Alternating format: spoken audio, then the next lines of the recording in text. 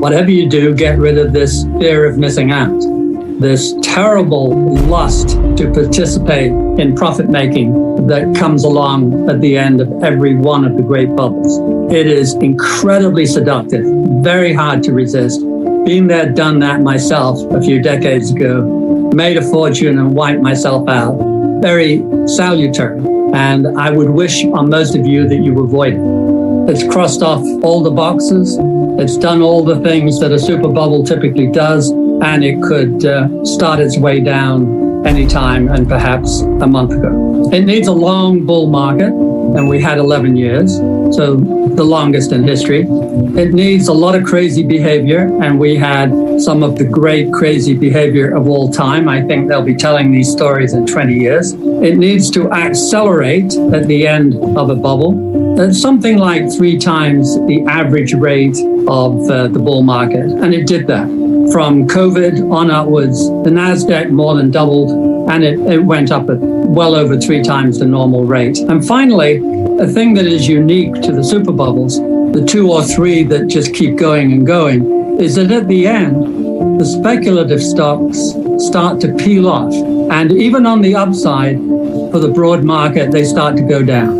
And that started early last year. The super duper specs, the worst of them all, started to decline. And then one by one, they fell in and started to drop.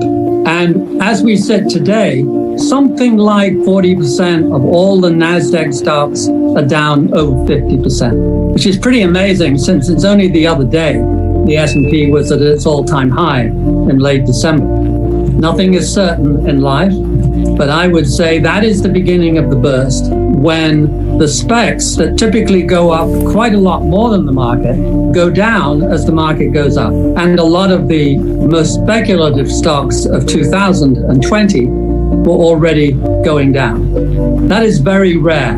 It happened in 1929. It happened in 1972 before the very big decline then. It happened in 2000 before the tech wipeout. So you're saying we are at the beginning of a crash? I would say it is likely that we are. I think it would be unlikely that the market would not come down by 50% from its peak. The broad market, the S&P, and it would be unusual if the specs did not do worse than that. The problem is it slow or is it quick? The stimulus program left a lot of money in individual hands for buying the dip, and they have been throwing money this year, individuals, at the dips.